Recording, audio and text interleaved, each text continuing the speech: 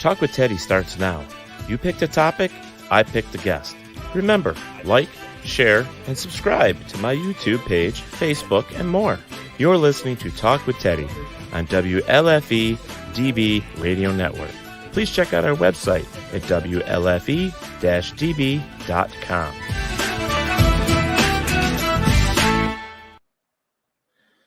All right, everybody. So I'm excited to be here tonight. I hope you guys are too. We have a great little game show working here for you. Tonight, we are playing a little game called The Man Cave. And the people that you see on your screen, one by one, Mr. Cliff Cameron is joining us, and Mr. Tony DeVille is joining us. Hi. Say hi. What's up, Cliff? Hey. Hi, everyone. Hey, I gotta get one of these. Teddy, I gotta get one of these made for you. Oh, that's kind of awesome. What is? Oh, it's a one of those thermal cups. Dude, I got the best clients in the world, man. This was made for me as a gift. Oh, that is freaking awesome. And it's one of those real Yetis, so it's an expensive one. I got this today. Teddy, I know. Don't you call him John by now? I may pop over after this show. Oh, yeah? Yeah. There's 3 bottles, and you're not that far away, so I guess we'll be good to go. That's right. That's right. You'll be plenty far away. You get through them bottles. No, I won't. I'll be sound asleep on this floor. All right. So, our guest, as I said, this is a brand new game. It's called The Man Cave. Our contestants tonight are Mrs. Tony DeVille. He is a tattoo artist and the proprietor of a tattoo establishment. And then we have Cliff Cameron, who is a fisherman and a father. I didn't know what else to call you, Cliff. Except something to fall off of. Just the most awesome person in the world. That would have worked.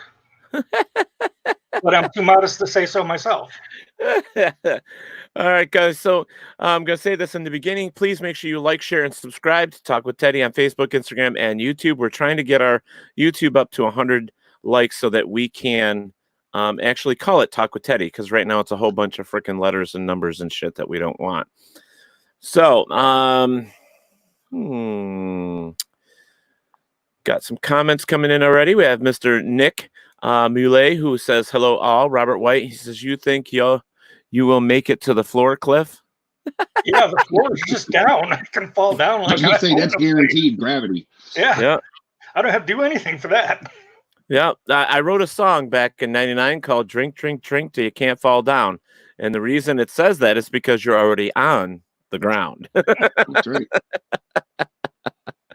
All right. Miss Chanel is here also. So thank you guys for popping in here. I'm going to start my little watch party as well. So the way this game is going to work is basically, there, now I can hear myself. Man, I hate when I can't hear myself. It sounds like shit though.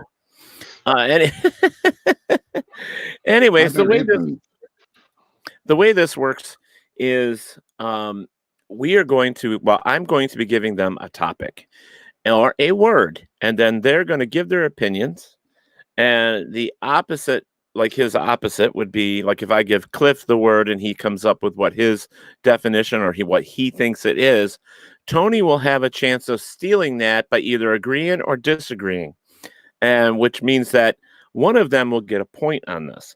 And basically it comes down to me being the judge for which one I believe is true. So that's the way it works, essentially. I can't find you. Oh, there you are. Can't find me? Nobody can find me. I was trying to like, share, and applaud. Or whatever. I see that now. Yeah. So all right, so I tried to do that watch party thing last time. I got confused. Yes, he did. Man, the rig is in already. What? So how are you tonight, Cliffy? I'm good. Staying out of trouble. I don't think I believe that, but yeah. No, really, this time is true. I got bad knees and I'm shut down. Where can I go? Now, where do you actually work? What do you actually do? Who, me? Yeah, what's your actual job? I was a certified medical assistant. Before then, I was a machinist, and they kept laying me off, so I said, to hell with this. I went back to college, got my degree, and became a certified medical assistant. Awesome. Very cool. Awesome. That's what Casey started as, certified medical assistant. Now she plays with the other machines. Yeah, she plays with the ink machines. Right. I guess that's the best way to put it, the ink machines. So, so guys, the way this is going to work, I'll go through it again. If it is a wrong answer, and the correct answer is, all right. Now, people that are in the chat room, in the comments room, you're going to be able to help either contestant. So you can pick a side. You can be Team Cliff or Team Tony or Team DeVille, whichever you want to put it. And you can actually help them win their point. And how you do that is by putting, at the time of the question, when they're answering, you get to put their name and put yes or no. If it's a yes, then your team, whatever that is. If no, then I'm obviously going to pick that as you're a Team DeVille or something to that effect. So I'm probably making this harder than what I think it is or should be, but that's let's screw up the first one first. Let's screw up the first one first. Let's screw up the first one first. Yeah, let's screw up the first one. Yeah, let's do that. All right, so let's make sure I have the right one here. It should be that one. Gotta get loosened up. You don't want to pull a hammy. You don't want to pull a hammy? Nope. That's why I got it stretched out. All right. Yes, so got the watch party going. So we're set there. All right. So the first, let's see. Somebody pick a number between 1 and 10. 7. Tony? You said someone, not 2. Okay, well, both of you pick a number. Oh, 1 this is to the 10. first thing. Oh. Well, he already said 7, so I'll go 3. All right, it was 3. So the first question is yours. And not question. The first word is let me see what it is here. It is smorgasbord.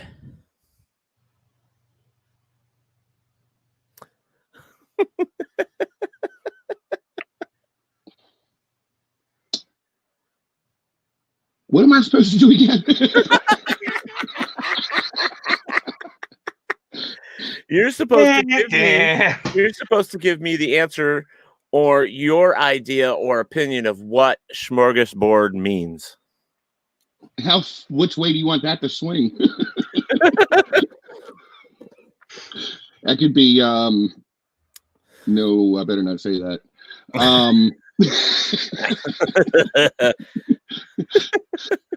It would be the first podcast that would get X-rated. Well, we're already rated R, so you know. I know.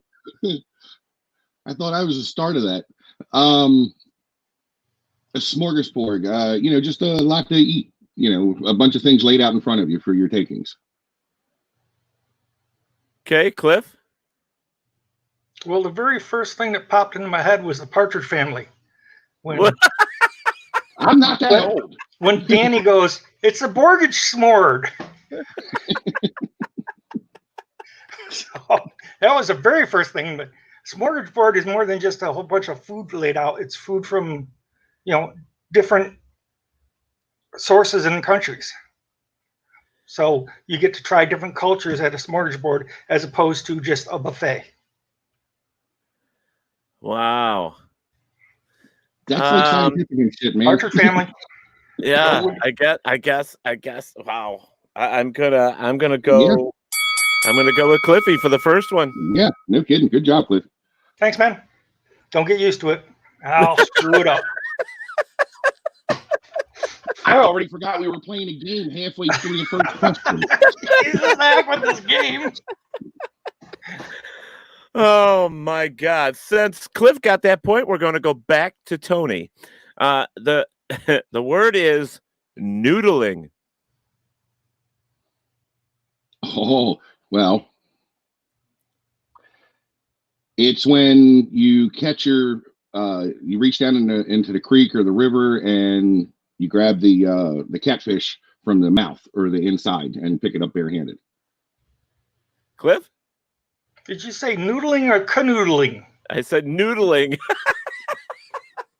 Damn, I really want to canoodle. Tony's absolutely right. It's when them crazy rednecks reach in and pull out a catfish that's 35 pounds. My Tony mother gets calls the them point. family. What did you say, Tony? My mother calls them family. Calls them. I'm telling you, I would not reach into some long, dark hole in the water and reach around and wait for something to bite my hand to pull it out. Wait a minute. Stop. You had me at don't put your hand in a long, dark hole. I don't care what's on the other end. We can't take him. We can't take him anywhere. You see, drag him out of the jungle and he still eats people. Oh yeah. Okay, so since Tony got that point, we're going to Cliffy. It's not a real word, but it's something that's used in the South, and it's one of their words. It's called Yankee-fy. Hey! You can't say that. Yes, I can. Yankee-fy. I would think that it's to how to.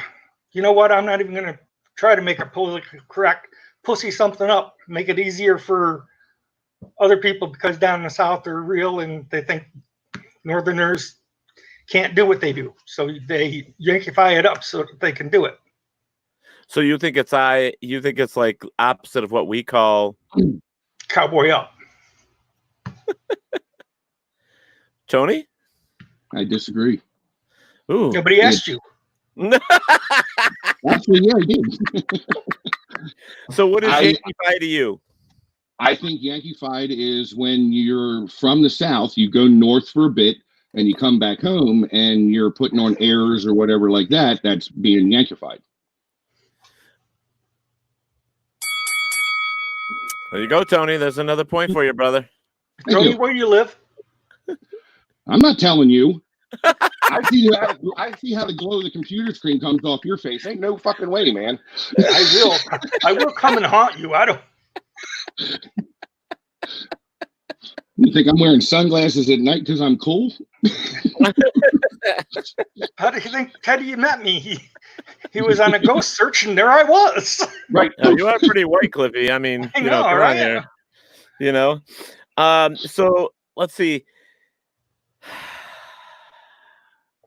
This is not going to be an easy one for you guys. I'm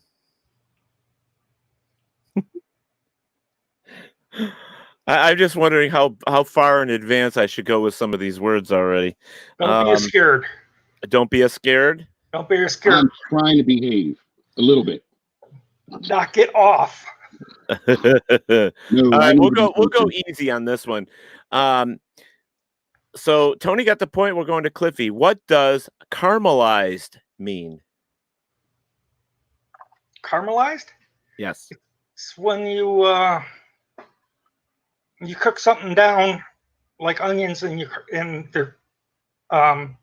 they get brown and you caramel. It's called caramelizing when you cook something down, and they use it with onions a lot. You caramelize the onions to put on like a fancy burger or something. Tony? It's the nuclear reconstruction of the sugar atom brought on by slow roasting. Tony, I will come down there and beat your ass. I'm so sorry. I had no idea this was going to be trivia. Check, please. Laugh it up, funny boy. It's on now. I might have to give you points to keep playing. You might have to, yes. You're smoking me right now. I'm sorry. I'm kidding. Let me get a drink. And I swear this is just iced tea. He swears it's just iced tea. Oh, we lost Kathy because it was man cave night and she bailed on us. Oh, well, that's kind of sexist. Yeah, where's she live? I'll go hunt her too. Well, she doesn't understand that this is just a game, and then we're going to have another one called the She Shed, which is I'm the not going to women. watch that one because it's all about women. So there, Kathy. Well, what are you crazy? I'm going to watch. I might learn something. Something. This was just kind of a last minute game and for fun. I mean, to fill up the, Eric Julian says hello, Tony D. Hello. So, Chanel, the next one is I had was when I was in Rochester, New York with Uncle Teddy, and the one before that was when I was in Rochester with Uncle Teddy. I don't drink. Well, this is gonna suck for you though, because you don't drink. But all right, so Tony got the point. We are going back to Cliffy again. Cliffy, how do you make a snake bite? You wiggle your pecker right next to it. Yep. No. How do you make a snake bite? What ingredients is it? I believe it's lime and Jack Daniels. Tony? I think I'm wrong. I think you're partially right. I think and Tabasco. Yeah.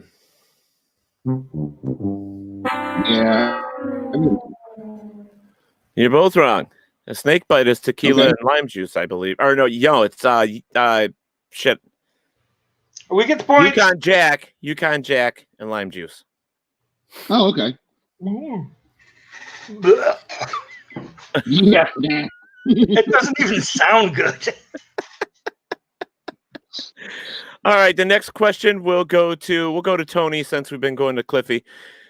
Is the buttery nipple the same thing as a blowjob? Not where I've come from. If you're 80, it's plausible. You could do both at the same time. No, because I think it's the way that they're served, not necessarily what's in them. Cliff, do you agree or disagree? I disagree. They're two different drinks.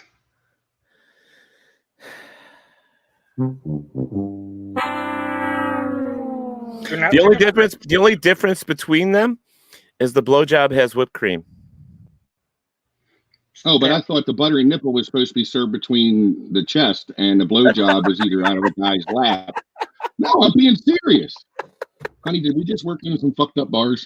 Is that okay? I'm getting votes from the. I didn't know we could have backup. I really did. Oh, she's crafting. Now wait a minute. If that's two different drinks, one has whipped cream, the other one doesn't. But they're the same products. It's just one has whipped cream on the top. Yeah? So Jack Daniels and Coke and Jack Daniels and 7-Up are the same thing. They have the same products, soda and liquor. No. It's the same liquor. It just one has whipped cream on the top. Help me out, chat room. Yeah, I gotta agree with him on that one, Ted. Yeah. What? Obviously, my version of those two drinks are relative. Now, what I always thought was you were right about putting the buttery nipple between the chest, but the blowjob, you put it on the bar, and she has to put her hands behind her back and put her mouth on it and take the shot like that. Why does it have to be a she? They have to bend over, put their mouth on it, and go like that. I think then it's called a suction cup. And it's called a Hoover. It's called Don't Call Me and That Gets Infected. Yeah, if I had a girlfriend named Hoover. Never cleaned her out, so I had to throw her away. Okay, so we're going to get off of the single words. We started into, how you make something. So the next thing we're going to go to is your standardized opinion of a certain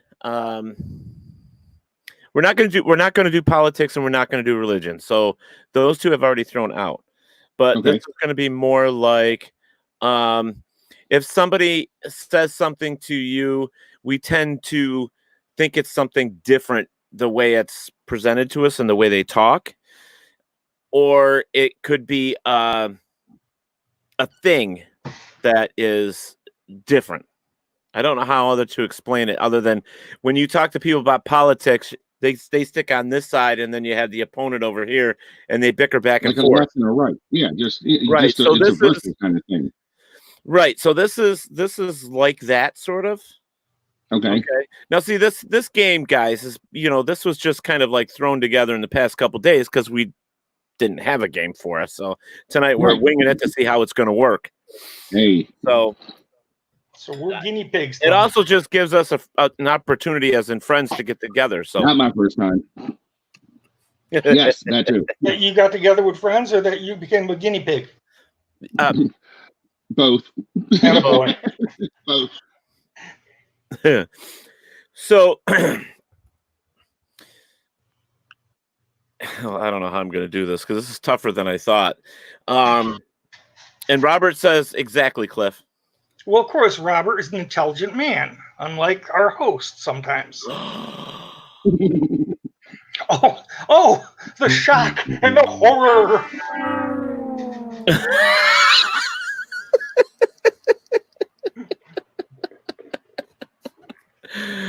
All right, when somebody comes up to you, and we're going to start with Cliff. So somebody comes up to you in the middle of, let's say, a bar. You're at a bar, you're having a drink, and somebody comes up to you and says, let's just say a girl comes up to you and says, hey, hold my drink. I have to winkle. What does that mean? I really, Teddy, I have no woman has ever come up to me in a bar for anything, ever. That's a lie. How would I know? She has to go pee, and she doesn't want anybody sipping out of her drink. Do you agree or disagree, Tony? She trusts you, so watch her drink. Well, either that, the jewelry's coming off next, and then the hair. Cliff, you got a point. But the problem is, when she gets back, I'm gone, and so is her drink. Right. It's a holding tax. Yes, Teddy, I am not afraid to steal somebody's drink right out from under him. No, he's not. Mm-mm. All right, so this is so hard on my end, you guys. You have no idea. Trying to figure out how to put these things in a perspective where you guys are going to catch them. Yes, Dave, she has to go to the bathroom. That's what that means, pretty much. Winkle or wankle or, yeah, tinkle, tankle, How good are you guys with nursery rhymes? I don't know how else to put it. Sorry, chick was, never mind. Not nursery rhymes, tongue twisters. That's what I meant. I'm going to stop drinking right now. I could twist it up pretty good. Yeah. Cliffy, do you know the whole line and how it goes with Fuzzy Wuzzy? I think so. Okay. Do it. Fuzzy Wuzzy was a bear. Fuzzy Wuzzy had no bear hair. Fuzzy wasn't Wuzzy Wuzzy. Fuzzy wasn't Fuzzy Wuzzy. See, Ted, this is insinuating that I had a childhood, so I have no idea. He could be absolutely correct. Had you hit me up do you want to try it again? Do you want to try it again, Cliffy, to put it all in one thing? Fuzzy Wuzzy was a bear. Fuzzy Wuzzy had no hair. Fuzzy wasn't sober, so he got picked up by a hooker and he banged until his fur fell off. Yeah, I think that's the version I heard. Yeah. That Fuzzy, he was a hoe. Any port in a storm. Oh my God. No, that's the other bar across the street. Oh, that was I'm thinking, I almost said, oh, that was Ted, meaning the little bear Ted. Then I realized Ted, I'd get in trouble. So it was Fuzzy Wuzzy. Fuzzy Wuzzy had no hair. Fuzzy Wuzzy was a bear. Fuzzy Wuzzy had no hair. Fuzzy Wuzzy wasn't fuzzy, was he? No. Thanks for asking. No. Cliff, you got it right the first time. You just stumbled over it, so I'm giving you the point.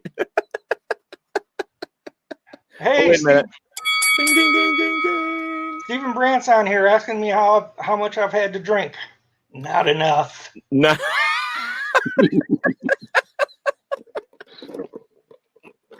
Meanwhile, Uncle Teddy's up here big gulping it. Robert says not enough for this game. Well, it's kind of hard, guys. I mean, I wanted to put something together that was going to be fun for us guys to do, but I didn't want it to be sexist because of the females being in there as well, and I didn't want the girls not to stick around. And it's supposed to be for everybody to enjoy, so I was trying to be, like I said, non-sexist. Right. What is more manly than nursery rhymes? You're right. Well, I could have went to harder things, and I could have asked you questions that you would have had no clue of, and you could have just made it up and seen if your partner. Best story wins. I'm good with that. That's it. Yeah. Points creativity. Come on, bring it, Theodore Lee. All right. Well, how do you want to do this? I give you a word, and you create a story, and if he agrees with you, no, you give us a word. One of us creates the story, the other one creates the story, and you pick whose story is better. Right, Tony? You good with that? Good. Yeah, we're good. Fired up. Okay. Dolly Parton.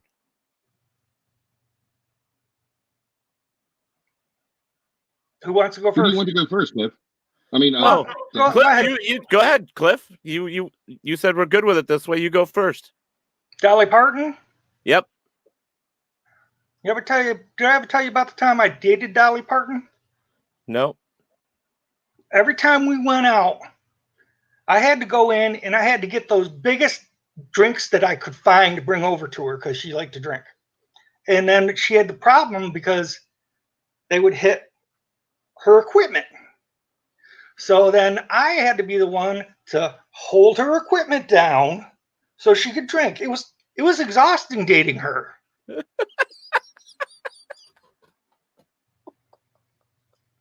So you went to Dolly Parton's farm and played with her equipment.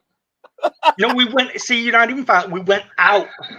When we got back home, then she took the equipment off. You know she has falsies.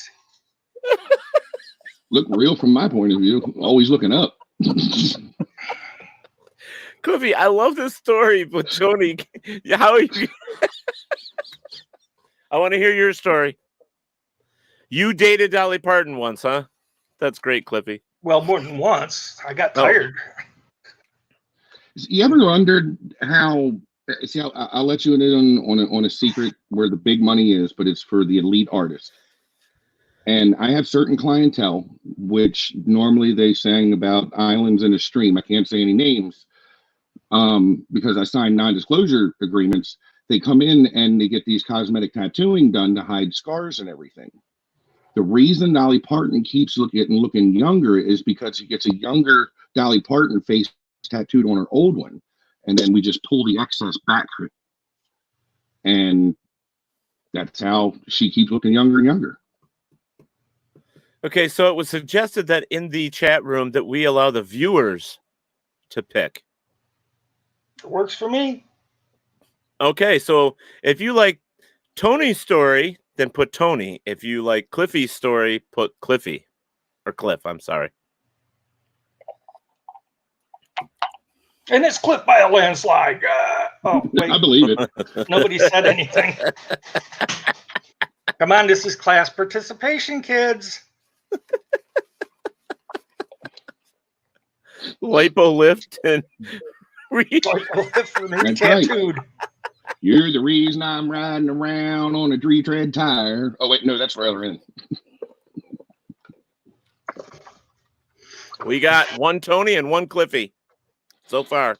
Well, there's a second Cliff. You got a couple there's more. Three Cliffs. We got 3 Cliffs. Yay! My boys. It was the way I was holding them back so she could drink. Oh, yeah. Well, the way it looks, Cliff, it looks like we're going to go with you. We got 3 Cliffs and 1 Tony.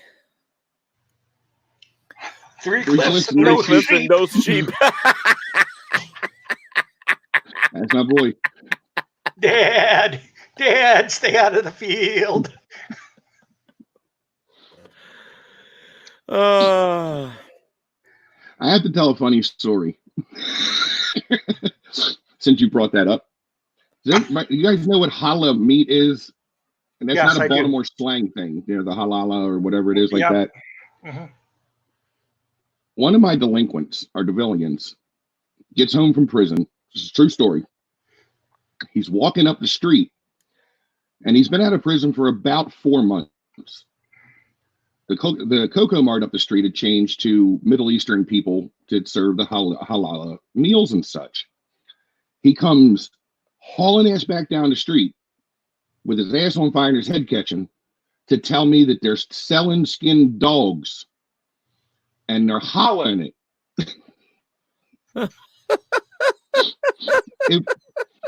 It was the lamb, but he'd never seen a skinned lamb and swore it was Great Danes. I swear to you, every word of that was true. Oh my God. Did you? I would have said, "Damn, I lost 3 Great Danes last week. I'm going to go down there and check." No, we brought him home from prison. He lived with us. I knew what he knows what we have. That's messed up. That was the piercer before Bree, Ted. Oh, really? Yeah. Great guy. Wow. Okay, so I was trying to think of what the other White meat was? It's pork. Baby. Chicky, yeah. No. Yeah. Yeah. Chicka. Yeah. Sorry. Come on, move along, Ted. Yeah, I know. I was trying to think. I'm still trying to think of what this other word is for it, and I can't think of it. So I was stalling. Sorry. All right. So that's okay. We'll move on because hopefully I'll remember what the hell it is. But Farmer Joe. That old bastard. He's still milking cows. Are we supposed to make up a story about him? Yeah. I went Farmer first Joe last time. So it's up to Tony. Farmer Joe. Did we ever tell you about Farmer Joe? We had a Farmer Joe that lived down the street from when we lived in Elkins, West Virginia. Nope. He used to go down there. Casey comes down to visit me. And we're driving around. We're out on the bike. We're having a good time. This is before the kids. And we're driving down, and I keep passing this low-cal corn, thinking it was fresh from South California, as we're driving around. So we finally stopped, and I said, look, man, got to get off of this thing because I got to get me hands on some of that low-cal ears of corn. What's so special?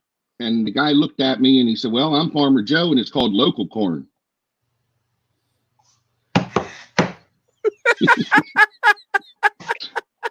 Part of that is a true story, and I had nothing to do with it.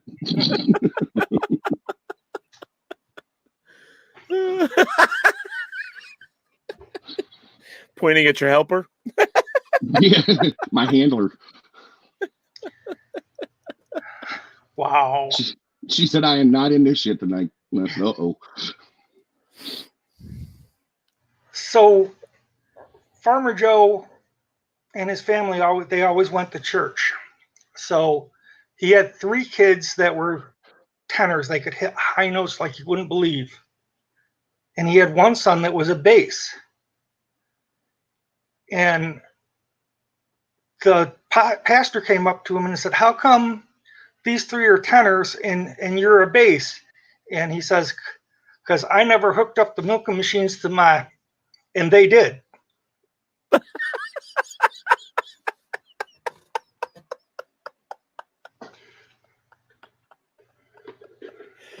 Oh my. Needless to say, that milk was not worthy to be sold.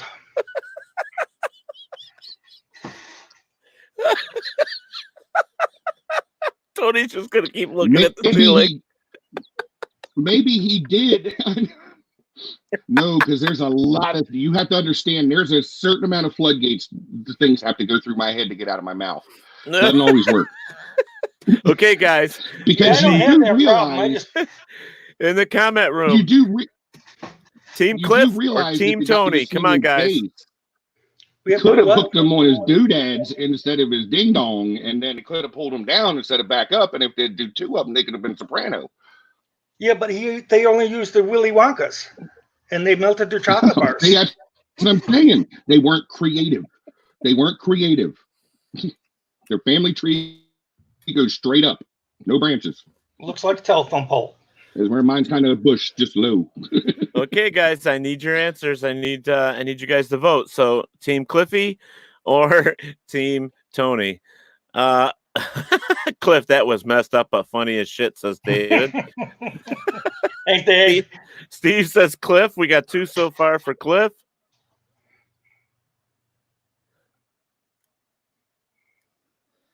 Ooh, 3 for Can Cliff. we go back to the trivia?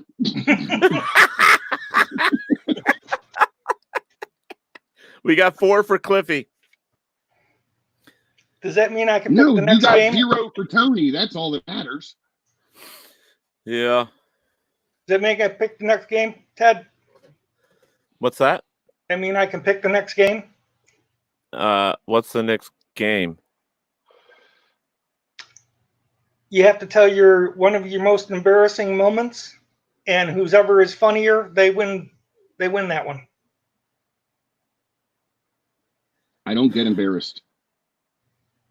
Then you're going to lose.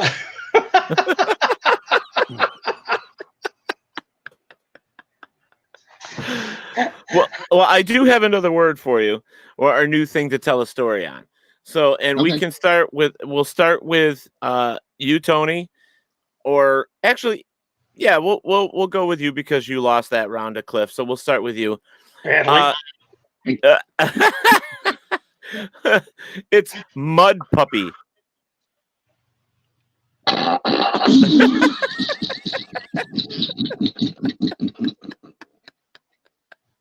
I think I stepped in one of them. Oh man, Mud Puppy. Mud puppy. Nope.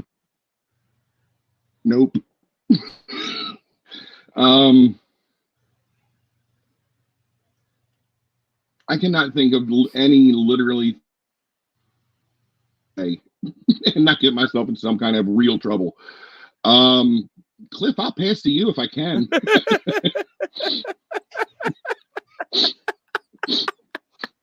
Ted, if you were in my head right now, it'd be wet. You'd be peeing yourself laughing.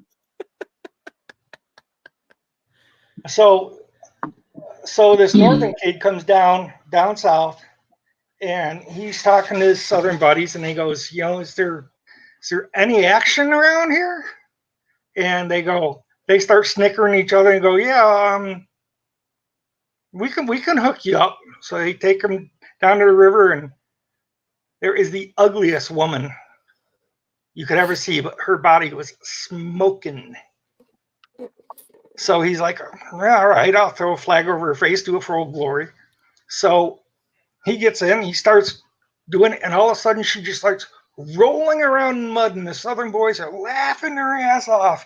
And he goes, what the hell's that? They point at her, that's why we call her Mud Puppy. Oh. By the way, your wife is watching. What? No, she's not. Yes, she is. I love you, baby. Robert wants to know, is there no phone a friend or 50-50 or stuff like that? So we just giving Clifford the point. You're just skipping over that with Tony? Yes, absolutely. She could say she was slip sliding away. All right, so the next one we're going to... Do you want me to go right to Cliffy, or do you want to try this one, Tony? Jump on this, Tony. Oh, what the hell? Oh, what the hell? Origami. Origami? Yeah. Sorry, I had to fix my headphones. Origami. You brought her. Marcy's like, why do you listen to him? I'm not getting her comments. See, the bad part about it is I can't come up with any I can't come up with stories. So I get these stupid one-liners. Like, isn't that what you call a Japanese contortionist? That's good. I can't.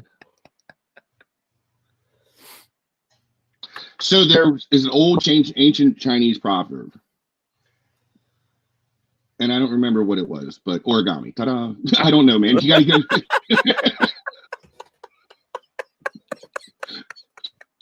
See, for me, standing on this side of this, I think it's hilarious.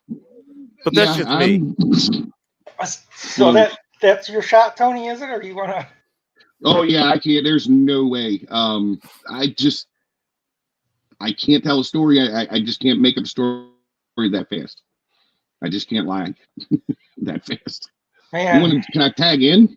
Yeah. Man, the other night I went out with this Oriental girl. She was smoking. And things are getting serious, so we get up into her bedroom and we're going at it, and all of a sudden that bitch folded herself up like a piece of origami, and I've never had it better. It was called the Swan. You should see how they turned him into the dollar bill butterfly. Dollar bill butterfly? Are you all right, bud? No. At least we're amusing someone.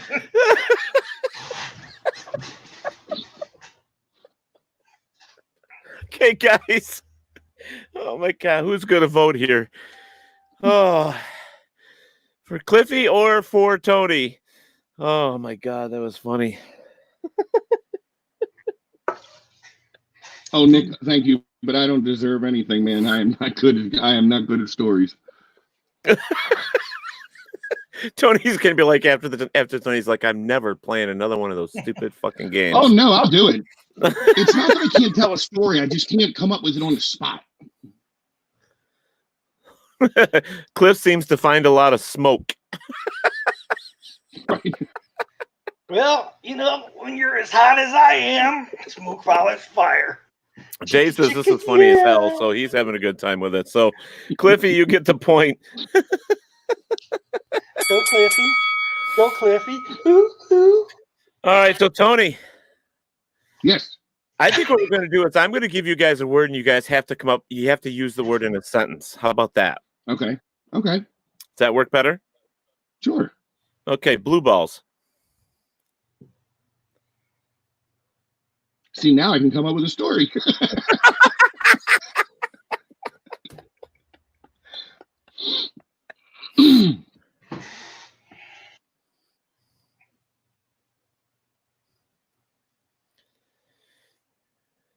We'll just go, I don't know, it's an old wives' tale, you get blues balls, or if you stop and go or something, I don't know.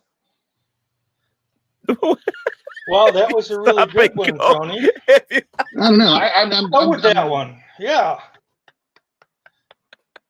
Violated, and I'm not quite understand. The wife sitting there, you're going to give me blue balls tonight? I do have respect. All right. You go, Cliff.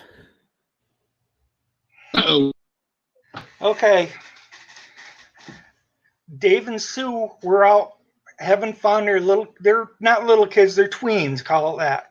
And little Susie had all these blue balls on her dress. And so Davy says, come on, let's go up to the hayloft and then jump off into the hay. So they both jump off, and Davy does a blood-curdling scream and lands on Susie. And Susie says, oh, you're messing up my pretty little blue balls. He goes, I don't care. My pretty little red balls are hanging on that nail.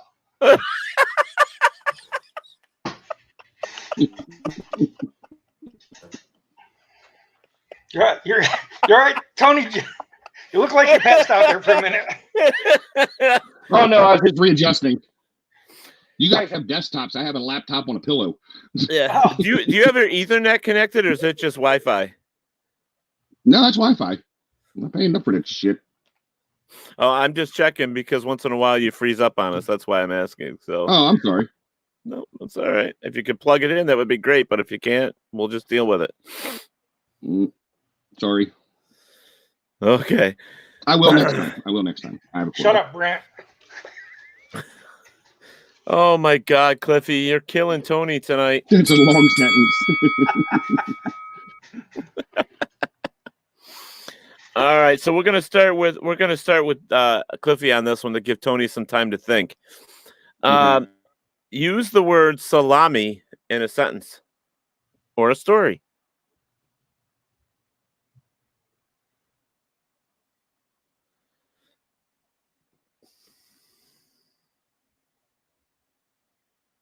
Well, this is an oldie, but pizza delivery guy comes up, knocks on the door. Naked woman answers it, and he goes, "Hey, lady, here's your pizza." Whips out his dick and says, "And here's the salami."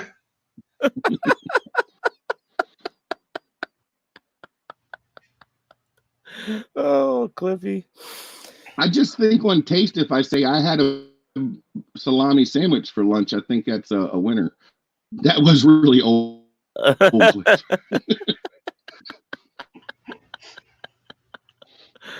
Oh, guys.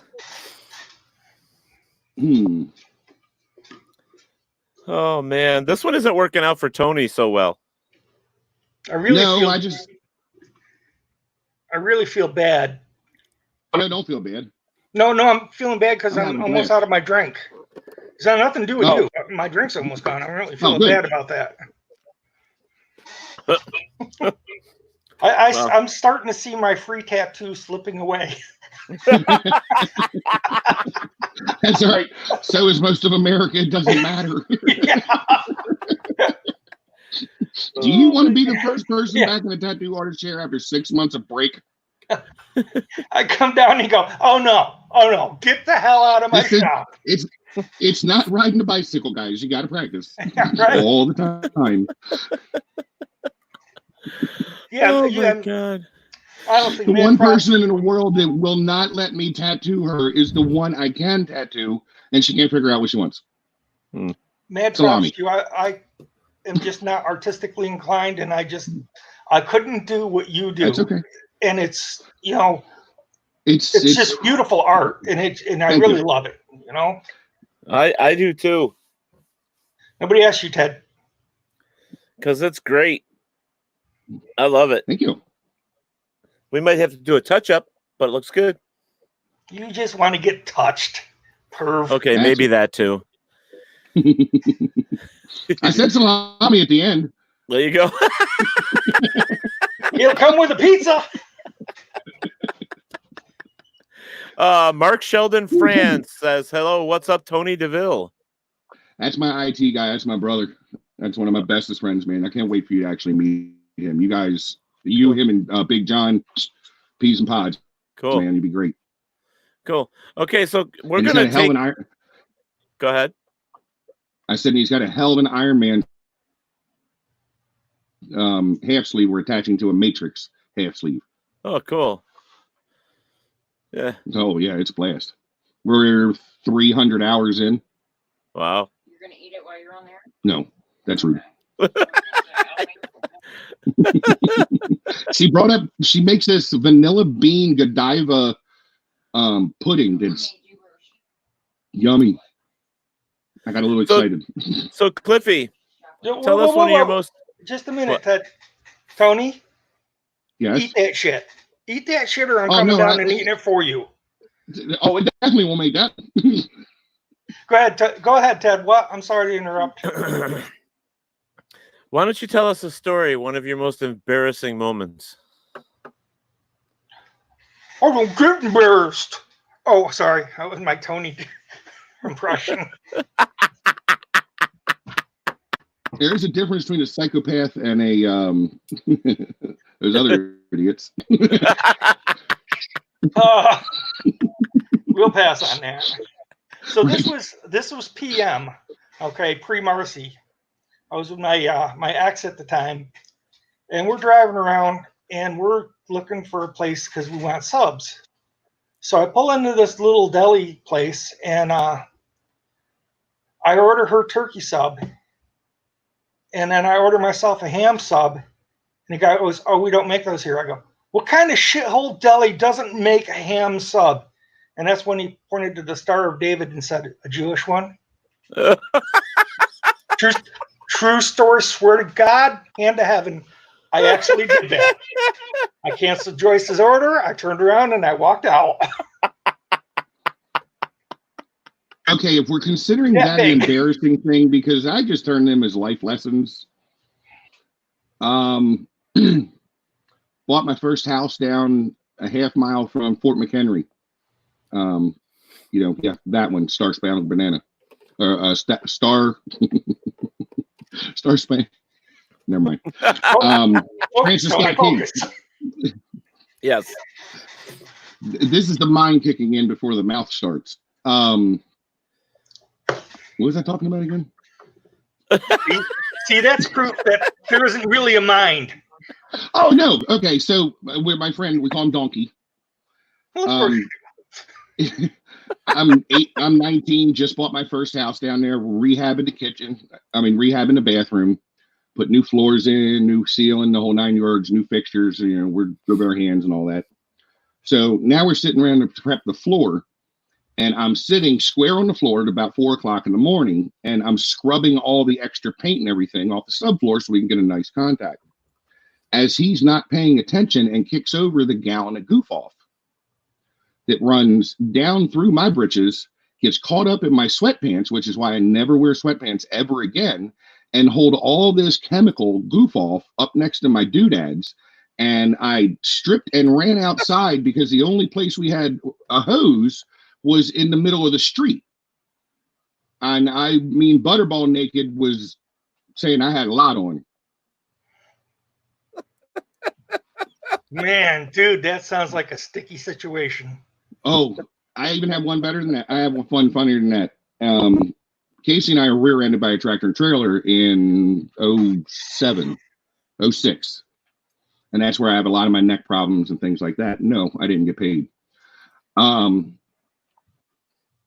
They give me, I've never done any kind of drugs or anything like that. Tad will tell you, vouch for me and all that stuff. And they gave me muscle relaxer and painkillers and sent me on my merry way to a tattoo convention. So we get to the tattoo convention and we figure out that it's a 3-floor stadium. A 3-floor hotel. That's the tattooist, the polygamist, and on the 3rd floor is the plushies and furries. And I'm all doped up on this medication. I am higher than 3 kites from Benjamin Franklin. Somehow I make it through the weekend, make it all the way to Delaware, my favorite thing to do right here. I walk into Delaware and I'm with Mouse's, my youngest's godfather, and my wife. And we walk into the Denny's. I don't barely remember this. And I walked in, I didn't have my glasses on. I had just taken my medication. And I looked down and I looked at Casey as hard as I can and said, "They must have a lot of Mexicans in this fucking restaurant, baby." And she said, "No, honey, I only just see 1 or 2, and that's kind of rude. Where do you come up with that?" And I flipped it around. I said, "Man, they got their own fucking senior menu." Oy. That is a true fucking story. You want to stick your thumb over here? That is a true story. So they're not embarrassing moments to me. They're just fucking hysterical. Now, see, my problem was if I was a tattoo artist and I was at that certain convention, I wouldn't have made it past the first 2 floors. No, we were on the bottom floor. Then I'd be going up to the 2nd and 3rd floor. But we didn't have to. They were wandering down with us. Man, we had a blast. That sounds like a good time. Well, that was before they got so PC and TV. And that was back when you could hook up with 2 rabbits and a fox and not be judged for it. All right, so I got to give I'm Tony that pretty point. sure you're judged on that all the time. I'm gonna give Tony that point because Dave Teachout's in here saying I really like that when Tony gets the point. So, Thanks, Hey, you Dave. tell me. Where you going, boy? yeah, that's okay. So I gotta know, would you even consider dressing up as a furry and doing what they do? Like on the Discovery Channel, baby. Survival of the fittest, baby. Ah! Let me tell you my favorite old proverb, and it's from a guy named Pastor Rodney Carrington. Oh my God, I love Rodney Carrington. And he says, if it pleases your man to get up on that ceiling fan with a bottle in your ass and cluck like a chicken, you better damn sight do it, because there's some other foul mouth bitch right behind you that will. And no, I don't want your pink fingernail up my hiney. Again. So yeah, if Casey said, honey, I want to get fluffy and furry, guess what? We're going to Toys R Us, kids.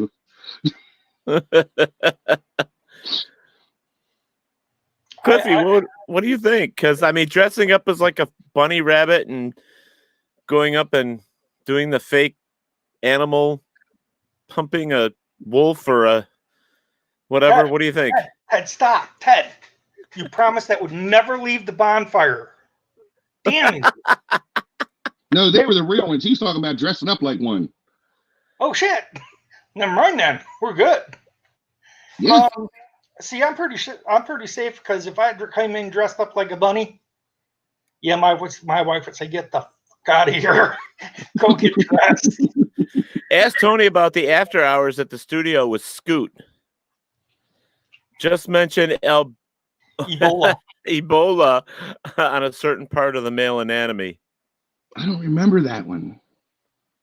That was back when he wasn't doing drugs. I don't do drugs. I've never have. Obviously. What do you say? Maybe you should have? Yeah. I remember most of my shit. Now, I do remember, I remember man-made peanut butter, Mark. My phone's next to me. Text me so I remember. But man-made peanut butter, we had this little very, very, very dark African lady come in. I don't know if she was American or not. She was African, the whole thing, dialect, the whole 9 yards. And she wants to get her hood pierced, her clitoral hood pierced. And she hikes up her dress and hops up there. And at the time, we used to put we're talking many, many moons ago, put their feet on our knees. And that way we put their shoulders at their knees so that they couldn't close and, stuck themselves in the femoral artery or anything like that. So she opened up, and thank God I wore a mask, because there was Skippy peanut butter assortments things there. So we called that the man-made peanut butter. So anytime that other friend that we went out, that I was talking about, the guy Donkey with the goof off, if you say man-made peanut butter around him or melt peanut butter on a sandwich, he will lose it right there. He'll vomit. And Donkey I'm lose it myself. That is the most disgusting thing I've ever heard in my life. Oh, that was a tame story. Oh no! Game over, baby. Hit the road.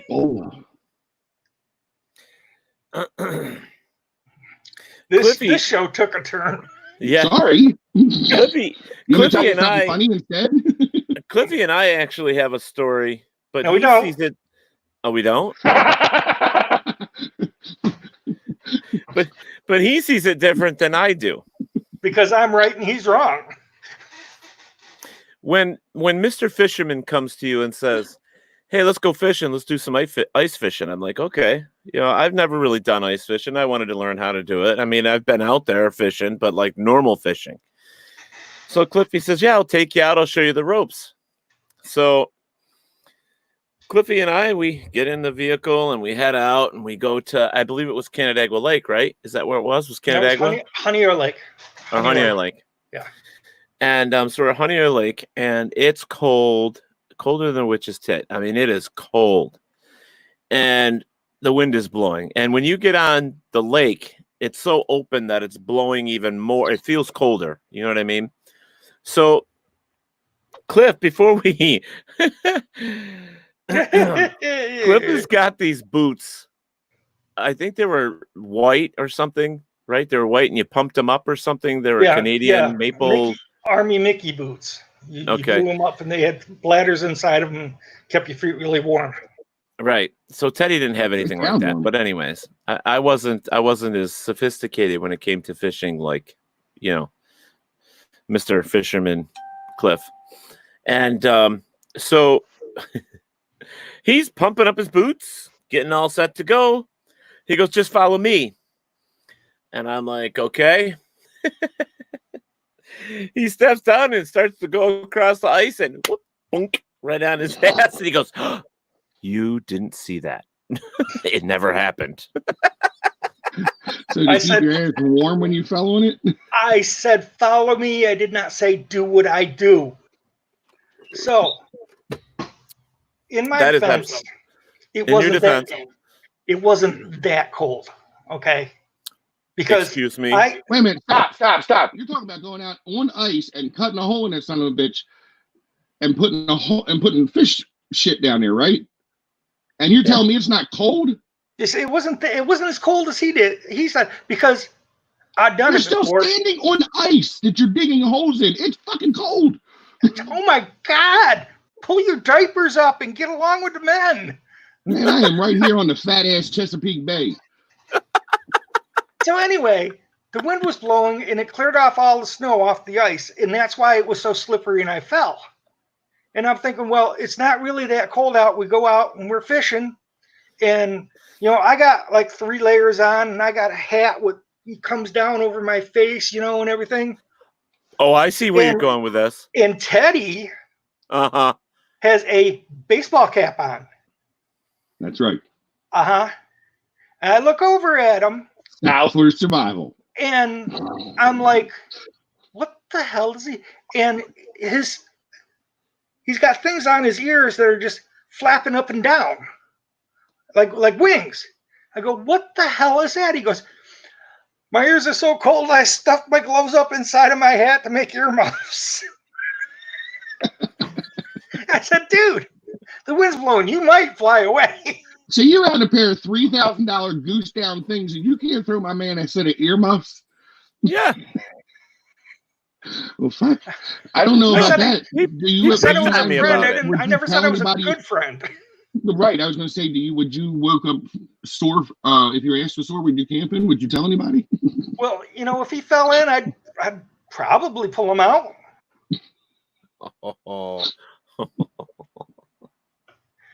No, not there true. are 2 words in this world I never want to hear again, and I've heard them both times I go up to Parafest, and that's north of Lake Effect.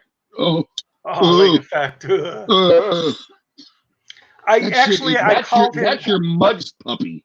Yeah.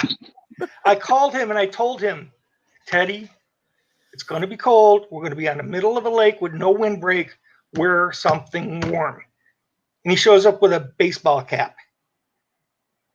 I was like, yeah, but he was still cool as a motherfucker. I was like, boy, you're going to die out there. I'm going to find pieces of your ear just rolling around on the ice. We were out when we were younger, much younger. Actually, preteen, we used to go out ice fishing on Honeyway Lake, and we had these big snowmobile suits, and we had the hoods up and everything else. Well, my older brother decided that he had to go and relieve himself, and Dad goes, "Well, just pee on the ice." And Scott goes, "No, I got to do both." So he hustles back in and gets behind some bushes and stuff, squats down, and takes a dump. Now it's cold out. He puts everything back up. This time. And yeah, it was cold this time. We go out. We're fishing for like another 2 hours. We get in the car and it starts warming up, and we're like, what stinks? What the hell? He shit in his hood and it froze. He didn't know it until we were driving home and it thawed out and started to stink. True story. Have you guys ever reached back and figured out that point when you just said, "Oh, I just fucked my life up," or "This is the reason something else happened"? I did not have a great stepfather at all. He was horrible, but he had this old Datsun B2000 pickup truck with an F-150 size double stack cap on the back of it with no gate. And he decides that we're going to drive from Baltimore, which is where I'm from, all the way to Elkins, West Virginia, with my brother and I in the back of this thing in the middle of winter. And I know that is the reason I received brain damage, because all the exhaust was coming back into the cab and we were inhaling it for 8.5 hours. Ooh. I know this because I handed my brother a trash bag to throw up into and throw out the tailgate. And instead, there's a hole all the way through it. And the tractor trailer driver behind us almost jackknifed laughing his ass off. And my brother picked up the back of the tailgate. So you said not embarrassing. I think of them more as defining moments. Yeah. Lessons learned. May that motherfucker rot in peace. I have a story about Cliffy. Go for it. So I have like 10 acres of land right here next to me that we used to play paintball on. And so Cliffy decides he's going to come down with his son and play paintball. And so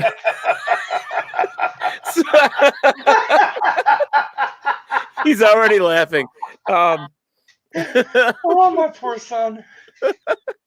So Cliffy's on the opposite team as his son. So we're down there, playing paintball, and it's woods ball. So we're down there playing paintball, and the ground is there's kind of like a swamp that goes in the middle of it. So it's kind of a little wet.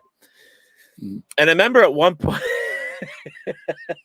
point, Cliffy was going after his son really hard. He really was going after his kid, and he hit the bottom of this, and Cliffy's like me. He's a big guy, and he hit the bottom of this thing where this swamp was.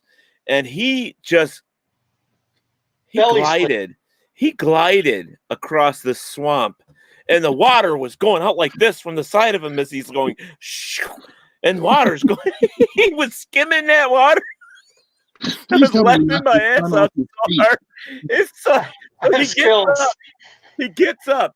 I don't know how he does this after he's like he's a penguin on ice going down this water squirt. Now he gets up and he pulls over and he shoots his kid in the head. I don't know how many times, and he thought he killed his kid. Well, he was behind a barrier. Okay, I think that follows as a perfect point where you can point back to that's why he snacks on paint chips.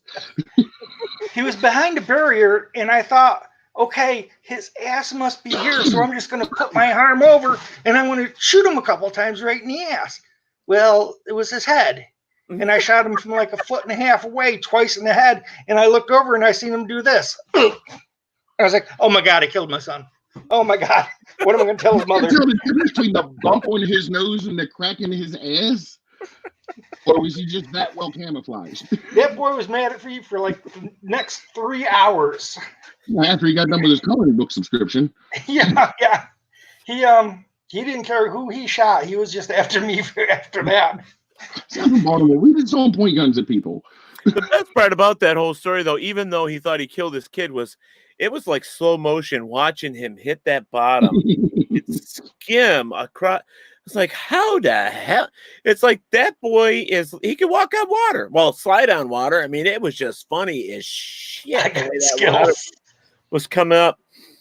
And here's a fact, guys. When you're not fat guys, but a fact, guys, that when you're playing paintball, if you're a big round guy, and one of the rules the paint has to splatter, and most big guys that around, it doesn't splatter, it just bounces off. Yeah, so shot 7 or 8 times. Yeah, so you got hit 7 or 8 times, but you have these huge quarter size. I've been shot by paintballs, but yeah. We had funny story about Teddy is we all get together and we come up with this great plan. We're all going to run down the hill all together and just bull rush these people. And we get all up on top of the hill and we all start running down. Everyone's shooting, and I'm shooting, and I go, oh crap! And we get down to the bottom of the hill, kill everybody, and Teddy goes, Who shot me in the back? Wasn't me. Yeah, I believe that's Did the last you guys time used we to play played. BB guns too? Oh God, I used to play BB guns in a riding paddock. When we lived on the farm, we raised stallions, and so we used to, in the riding paddock, we would put up straw bales and hay, and we would actually build forts and stuff. And we would, all of us like cousins, would get out there with BB guns and hand BB guns and just have wars. And we didn't even wear glasses or nothing. We didn't even think about shooting another guy's eye out or something, but we never did. We got lucky, but it was fun. But you came out with fucking embedded BBs. Oh, I've plucked plenty of BBs out of my skin. Oh I yeah, got really good at it. Yeah, it hurts too. I mean, it's not. I wish Stumpy was here, Cliff, because I have a real good story about Stumpy. Jet boy wasn't wrapped too tight. We had him the same place where we play paintball. We have a camp and a good sized fire pit, and we would sit up there and we would drink till we couldn't drink anymore, basically. And we had, in the summertime, we had a couple raccoons that would come up and kind of sit by the campfire with us. But if you had Cheetos or potato chips and stuff, you would give them to them, and they would, be right there. It was kind of cool to have these wild animals up there with you. Well, Stumpy, now, Jason was a big guy. I mean, he wasn't a small guy. So he was sitting across from me. And so we're all, I mean, we probably started drinking 3 or 4 hours prior to that. So we're all toasty, really toasty. And I noticed that next to, Stumpy's got Cheetos and he's sitting there eating them, and he's got the bag down next to him onto the ground, and he's just picking them up and eating them. And I look over and I see these pair of eyes come out from behind him, and he's just reaching in the bag, trying to get these Cheetos out. And Rocky was his name, the biggest coon that I've ever seen on our property, comes waddling up.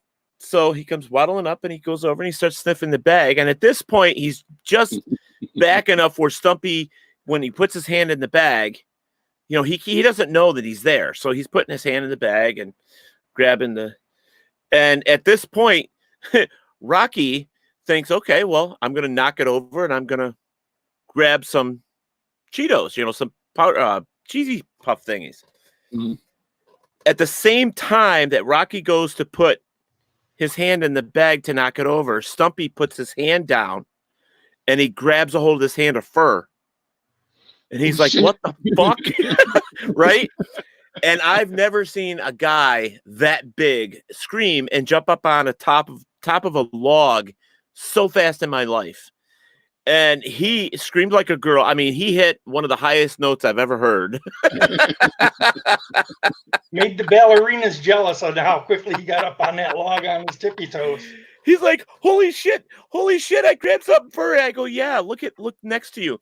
And Rocky did not move. He stayed right there because all he wanted was the Cheetos. He just grabbed them and walked away.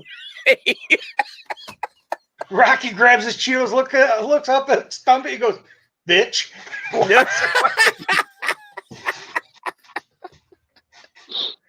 Oh my Casey God. had a very similar event to that yesterday, but we call them city kitties, but brown rat. I am in Baltimore City, guy. A brown rat. I am in Baltimore City. I'm not in the hood, but we have a lot of factories around and restaurants and stuff. So she goes to over to the dumpster and throw something into the dumpster, naturally trash. And this rat hisses at her, jumps, and she runs, leaves, gone, books. She gets back into the car and she thinks she's in safe. And something touched your leg or something. Something fell out of the visor, went on the lap, and she thought the damn brown rat was in the car with her. How much does it cost to repair the car, the damage? I have good insurance. I have good insurance. Casey likes playing bumper cars. I call him my half brother Fish. That was his name, was Fish. You got Mouse and stuff like that, Tony. Mine is Fish. And Just because we're below the Mason-Dixon line. we had this thing that when Fish was here, we were retards. That's all you could say is we were just retards. And I wasn't involved. No, you weren't in this one. You weren't in this one. And we decided now this is a standard size bottle of Jack Daniels. Well, this is the Honey Jack. Okay. Oh, I know it. Yeah, I know who he is. Okay. I didn't say I didn't drink. I said I don't drink. Okay. So, anyways, this is not the big lead. Now we had the big bottle. Yeah, we call this regular down here. Okay, so green label though. So we had a big bottle, and we were drinking probably from like 5 o'clock in the afternoon on. Yeah, and one of us was a sour mash, right? Yeah. So one of us gets this bright idea because we can hear the coyotes coming through, and on my property they would come down from one side, down the bank across the creek, down through our acreage, and then back up across the road. So we had decided. Some of us get some stupid idea and says, "Hey, go grab the baseball bats and the axe handle, and let's go down in the back 40 there and wait for them to come through and see how many we can hit." You know, coyotes. Yeah. And this became like a weekend thing for us, believe it or not. They outlawed lawn darts. Well, anyways, do you still get the high life?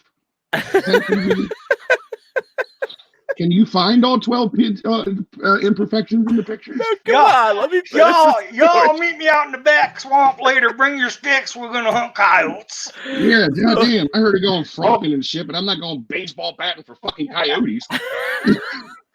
Sometime, Tony, when you're up here during the summer, we'll sit down and have a campfire. Coyotes up there. You just told me I'm a fucking city kid. I am not going up with these coyotes. No. No, I will meet you as far as the hotel. Now I ain't even coming to the studio. Gotta get them down when the carp are running. We can do a carp rodeo with them. Carp rodeo. We'll have to tell them that story too.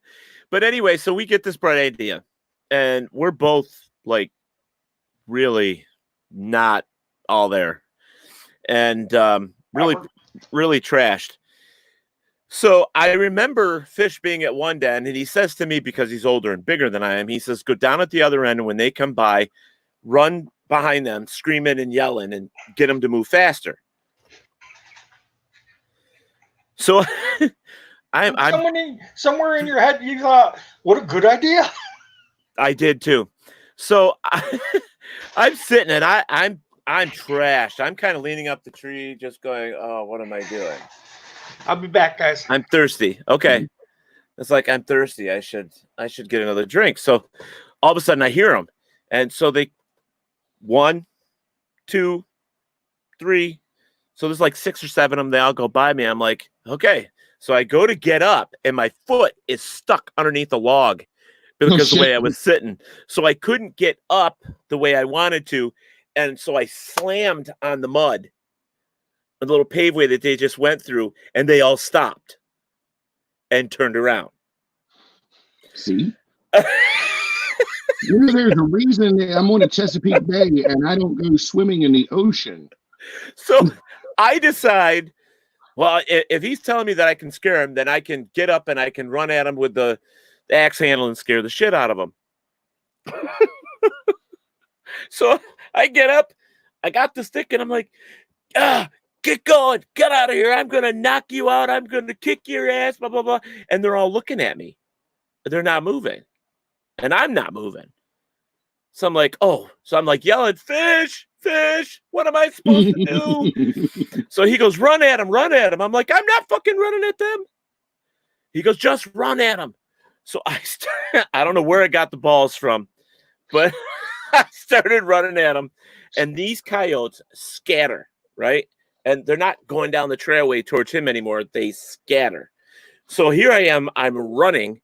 And I'm trying to pay attention. It's like, okay, because now I just went through where they were. So I know. Are they all around me. Right. Now they're all around me. Mm-hmm. So I get down to fucking Fish. And I'm like, "Fish, did any come here?" He goes, "No." I go, "Well, then there's a problem." He goes, right, because you told me to send them to you. And they kind of, when I went down the path, they all went like this. He goes, "Oh shit, we better get up that bank as quick as we can." Yeah. We're trashed. And the fish is probably 400 pounds. I'm pushing 260. So we have to run up this big ass hill, right? Halfway up the hill, guess where those goddamn coyotes are? Standing right at the top of the hill. Right at the top of the hill. Mm-hmm. So we're like, oh shit, what are we supposed to do? And we're just like, we both take a swig of what was left of the bottle and just went up there with the sticks and just started swinging. Fish actually cracked one. It was funny as shit. But by the time we got done, we were so trashed. We were, insane. I can't believe we had did it. But after that, we had decided that any of our friends that came over, that any of the guys that wanted to get trashed and do this, we would wait and hear for the coyotes to come through and get a whole bunch of us to go down there, but everybody else chickened out. And I don't know if we would have went and done it either, but there was a few times we tried and it didn't work to our advantage. But we were dumb, we were drunk, and it could have been really, really bad. Yeah. Now, I said, Nick, earlier I said that I'm a city boy. I actually did grow up on the outside of Elkins, West Virginia. So I actually know about, timber wolves and mountain lions, and, I did hunting and fishing, and, I'm pretty, versed in all that hillbilly stuff too. But when we did dumb shit, it was because the elders told us to. Y'all just figured that shit out on your own. Like they said to me, I'm 14 years old, rites of passage. I got to go bow hunting for bear. Oh, hell yeah. Sign me up. They had me all piped up on it, and they set me in front of that bed, and that thing had her, and I Scooby-Dooed the fuck out of there. No. Yes, I've been hunting. Yes, I do. I use as much of the buffalo as I can and return to the rest of the wild, but I don't have time to do any of that shit. I draw your pretty buffalo now. So. I'm sitting here listening to Teddy's coyote story, and the thing that keeps popping into my head is guys go out hunting coyotes with high-powered rifles, and these two morons are down there with sticks. Well, then I'm gonna get me a coyote. Wait a minute. Let me get we're gonna get this straight. It was an aluminum baseball bat and an axe handle. That shit don't make it better. It just makes it more expensive, stupid. When we were kids, the farmer used to tell us all the time, he says, I will give you $20 a head. And we're like, what does that mean? I want you to go out in my field. I want you got steel toe boots on. I want you guys to go out there and kick all of the groundhogs you can find or woodchucks in the head and kill them. So that's what we did all summer long. We would go out there to get rid of these things by kicking them in the head till they were dead. Yeah. Nick said over here, he says, Tony, so now you're a nature boy now. I'm born and bred in Baltimore. Somewhere around the age of 11, 12, I think, my stepfather got himself in some trouble, and he thought the best thing to do to this family, that I've just moved in with and married their mother, who is from West Virginia 20 years prior and has been in Baltimore City the rest of her entire life, to move us to the top of a 600-acre mountain with no running water and only electricity, no indoor plumbing. So there was a lot of things we learned over that first winter to how to get along and what we can and can't do without. And then shitty. We came back in January of 91 back to Baltimore, and then I've been here pretty much since. So country, I know the country adjacent. I spent my time there. Enough to know that I'm better on concrete. Tony's got a story for us, and he doesn't realize it. I'm gonna bring up not this past Rochester Winter Parafest, but the first one. Hold on, Cody. As driving, funny as that is, I've done that. Driving through the snow, and seeing some shit. You know what I'm talking about? Oh, we're talking about the snow squalls?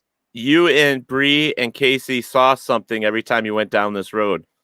Yeah, that snow squall. No, I know what you're talking about. Yeah, down by what was it? It's like actually Old Henty Log- Road. It's called Henty Yeah, Road. Yeah, it's like it's across by like log something, whatever. I remember it's by apple trees. Mm-hmm. And it up. well, Ted knows where because Actually, Cliff, it's across of Polebridge. Yeah, I know where Henty and Road is. and Henty. It's right there. Okay. Mhm. Well, what we would kind of call the hollow, the bottom part of the ridgeway right there, where between the two little hill valleys, right at the bottom when the apple trees are mainly on the right, and there's some creepy looking apple trees at night too with that moon. Yeah, I really hate it when they migrate to the left. I don't want to be in. Oh yeah, when you're going like this, during migration, both sides of the roads, and hey, Tony doesn't like where I live.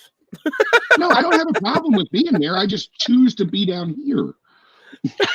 I live way out in the middle of bumfuck or Podunksville, according to him. Well, remind me about that story, because remember I told you about those aha moments, the life-defining ones. Mm-hmm. To continue with Nick's story, I hope he's. These are all believable stories. I swear. I was 16 years old. We're living on top of this 600 abandoned acre farm. My wonderful stepfather put all the plumbing in, but never hooked anything up. So every morning at 5 a.m., this is why I'm not a morning person, we'd have to go out and literally pump the well to get the water in the house and take the baths. And, we're talking like early 1800s kind of shit. We had to go in, start the fire in the stove to start the wood stove. And I thought I was Paul Bunyan because, man, I used to love to swing them splitting mauls. And I had this older fellow from all the way down to the bottom of the hill, they called it, the bottom of the damn mountain 2.5 miles away. He had saved me a nice piece of maple to put down the ground so I can chop my logs on that. Well, I didn't realize I was cutting on an angle and I was making like a landslide. And I kept scooching back a little bit more. And now I'm not saying I did all 3 cords of wood, and I'm not Superman. I mean, over the next, week or so of cutting up splitting up these logs, I take this 10-pound maul on the axe handle, swing it over, catch my mother's clothesline. It goes down, just touches the edge of the wood, comes back and springs me right in the forehead. That's why I know I'm better down here on concrete. I was wondering what that mark on your forehead was. I'll tell you that later. Is that your woman laughing at you? No, that's my conolingus coin slot. Dude, I would never leave the mall. I just sell my coins. Oh yeah, I'm done. Hey, you see that? That's worth at least 50 cents a ride. Hey, you know what? Oh my! Oh, don't I know it?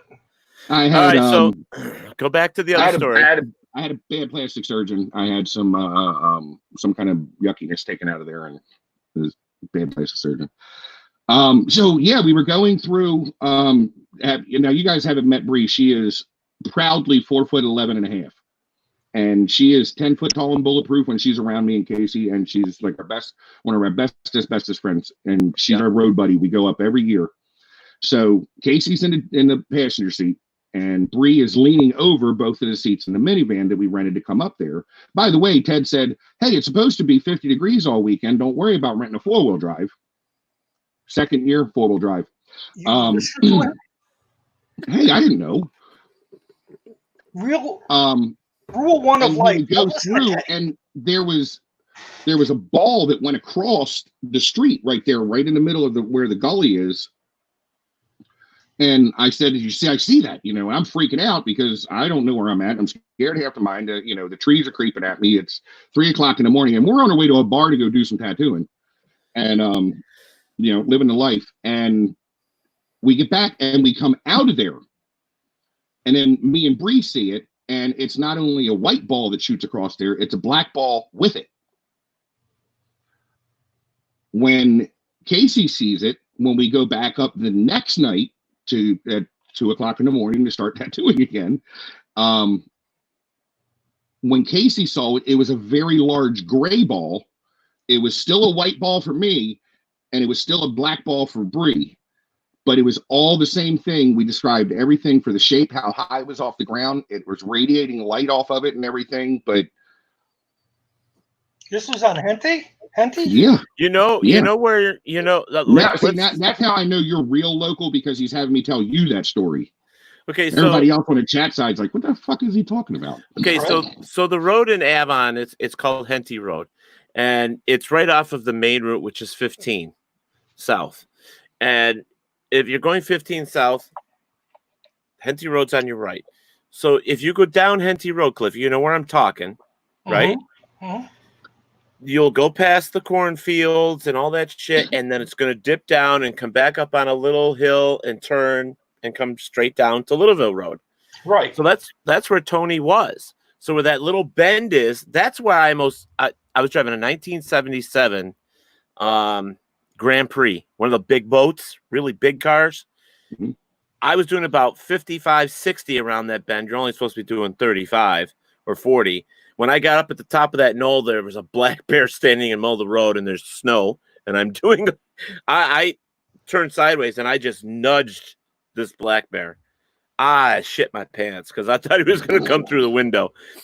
But so anyways, that right there where that knoll is, he said that's where they say this is where they saw that light, and it was a couple days in a row.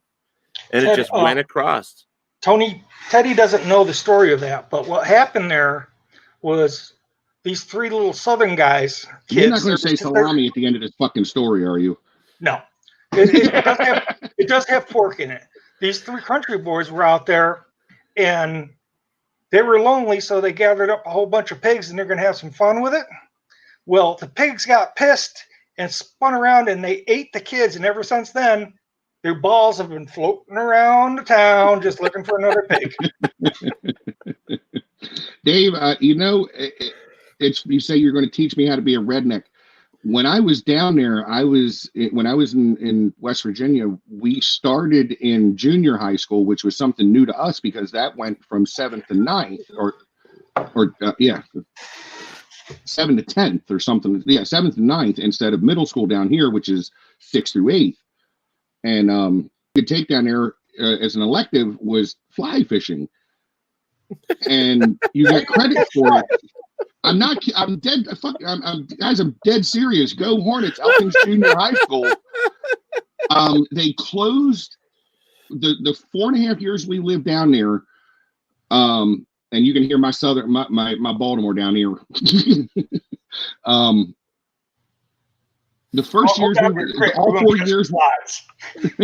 all 4 years we were down there, they closed school for the first season. I mean, the first week of buck season for rifle. Yeah. Yeah. I was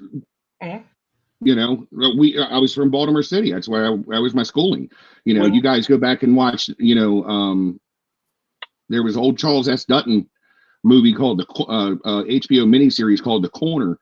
Casey grew up on the one side of that corner. Her grandmother owned Munchie's sub shop that they were filming it in front of, and I lived on that corner. Or The Wire. That's where we're from. So that's all weird, funky. I've been snipe hunting, and when I was they got the city boy a few times. Trust me. When I was a kid, as soon as we got old enough to go fishing, opening day of trout season. Oh, we Mr. never Trout. Jealous bitch. No, because I went with you for opening day for trout. And what did you do? I had to go back because you and freaking the other guy were crying and whining. We're getting hung up. Anyway, I never missed a day. I never went to school on opening day of trout season. And when I got old enough to go deer hunting, I never missed a day I never went to school during opening day of deer season. And all that time, next day I go into school and they say, "Where were you?" I was trout fishing or I was deer hunting, and they go, "Okay," and that would be it. Nothing. Cut it past here, mid December when there's nothing going on. Yeah, you were in school detention, buddy. But here it was. Yeah, but stuff like that here where we live out in the country, it was acceptable for us to take the first day of, deer hunting off. It was acceptable for us to take the first day of fishing off. And so in cities, it's like you get to take the first opening day of smog season off. Is that it? Or heavy traffic season, or no, because that's always around. You never get a first day of that. Wow. Cody Patterson is saying, don't forget hunting for nematodes. Okay, we won't. Oh, it's a frog, right? I don't know what I don't know what the hell a nematode is. Hey, I don't know what it's like Skype. It's like Skype. Oh. Nah. Snipe. Oh, snipe. Like a snipe. Snipe. Oh, okay. Like a bucket of steam. And it's like a Skype. You got to put it on the computer and sneak up on. Right. I will get that son bitch. Watch. Yeah.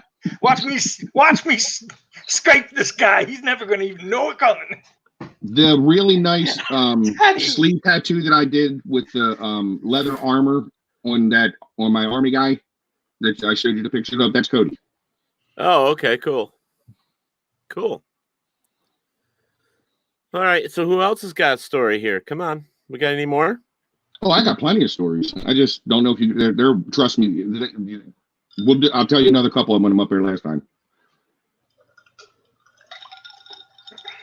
He said the Army lets you take the Monday off the Super Bowl. I hear that. Yeah, I remember a night. I remember a night that. Liar. Do you remember parts of a night that? Well, I was thinking about the night that you ended up cleaning. Poor Ruthie at the time. I love Ruthie. That night that she was so sick. Oh, I don't care. I should have won the Friend of the Year award for that. Oh my God. I have never smelled anything so bad and have it all over me. Mm-mm. And when my wife shows up and I'm almost done, I'm crawling out of Ruthie's tent. Now I took her shoes and pants and shirt off and I rolled her into her sleeping bag. So it was still half down and I'm crawling out of the tent and Marcy comes up and rips the tent off. Door opens and goes, "What are you guys doing?" It's like, maybe take a deep breath. If you think this is sexy, we have a problem. Oh. Yeah, she had vomited all over the place. And Cliffy was a friend. He went in there and cleaned up that whole thing so she could sleep without being in it. Well, you know what the deal was? Is I was just getting ready to go, and I came around the corner and I looked over to the hill, and I saw this white shape laying halfway down the hill. I'm like, that looks like a person. So then when I got down there and I realized it was Ruthie, I knew I had to bring her up. Right. That was an adventure in its own. Marcy sticks her head in. She goes, "Oh yeah, get in your car and take a shower before you come."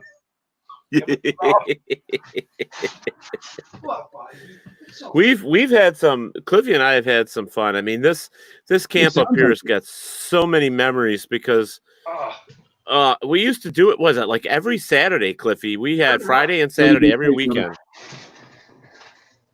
Every weekend. Dave, the next time I come up in what direction? Up here. Okay, up here, guys. It'll be Parafest if we make March 13th and 14th and 15th. Yep, that'll be really nice weather. Yeah, it should be better.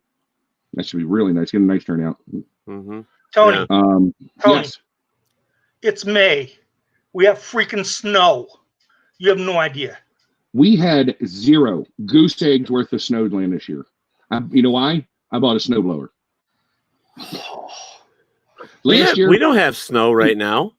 You know, Rochester has got the highest snowfall in the country right now. We're #1 in snowfall. Beating out Alaska. 68 degrees today. Yeah, Mid-Atlantic, it'll be 85 tomorrow and 14 the next day. Yeah, it was like 30, 31 or 32 tonight, I think. I'm telling you, there's a lot of Winnie Poohs running around because it was quite blustery today. It was windy as shit. Yeah, it was all the way down to 70. It was terrible. Hey, it's going to be 70 next week, so we got nothing to complain about. Liar. They always tease you with that. It's like, oh, we're gonna open up the state next week. Ah, just kidding. Nope. I'm kind of glad they didn't. Stay at home, be safe. It's not worth the harassment. The amount of stuff that has been going on. I mean, right now in our own hometown, we are the only town in Livingston County that we have the most cases in Livingston County. Okay. Avon does. Well, I don't know. I have kissed a lot of people. I got to admit, so sorry, y'all. Sorry. We inadvertently. When you're as hot as I am, it's just a natural thing. People come up and want to smooch with you. It's embarrassing. My wife hates it, but she's getting used to it after 19 years.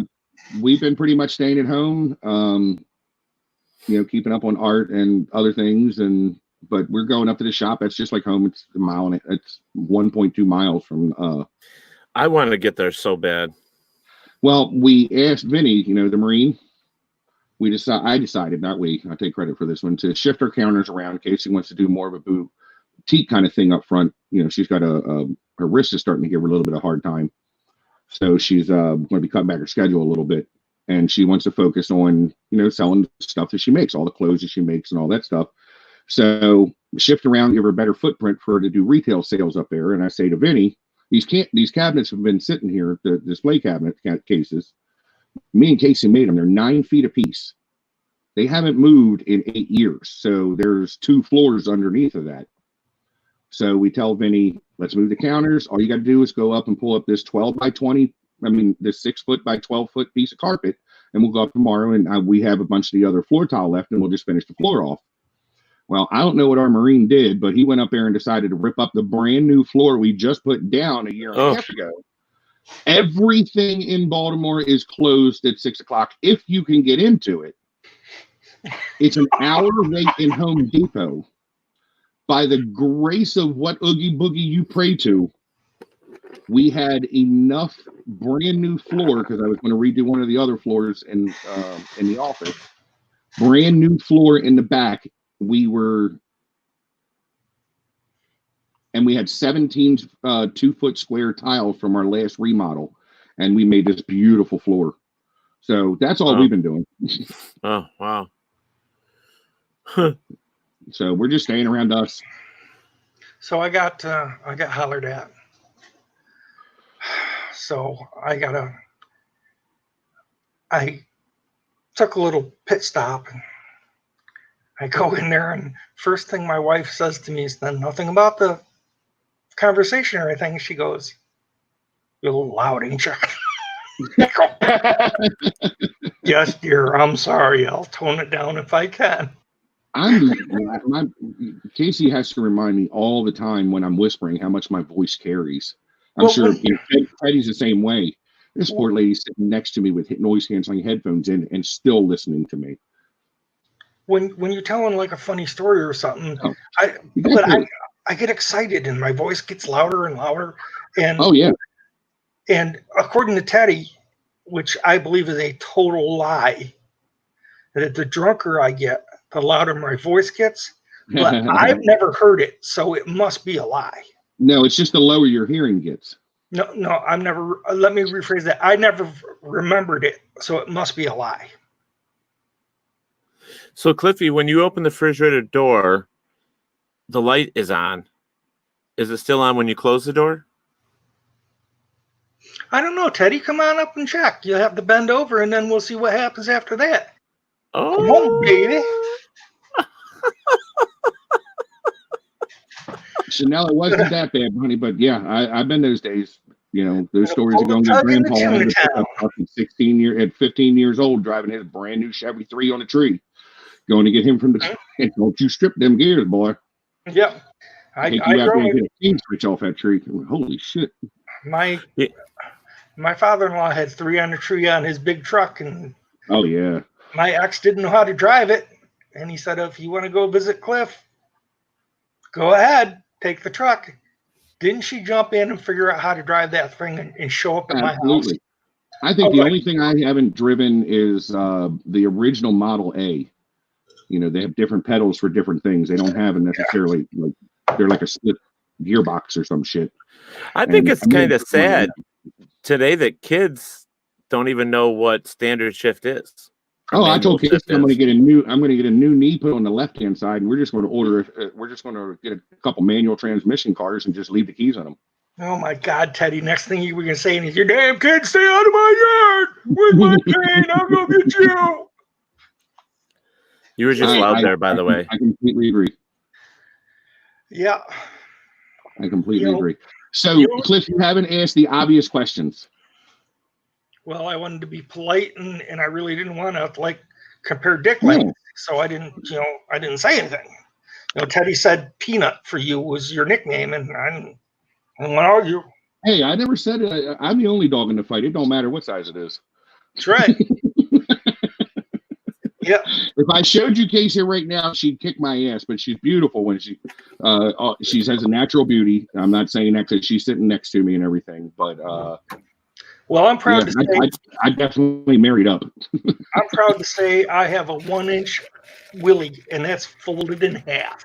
Oh yeah, hung like a wild rampaging field mouse. As long as it works. Worth them. As long as it works, it don't matter. All right, Tony. What did I miss? The normal questions that people ask when they find out that I'm a tattoo artist and I'm not, when working out of a house and I actually do this like really for professional.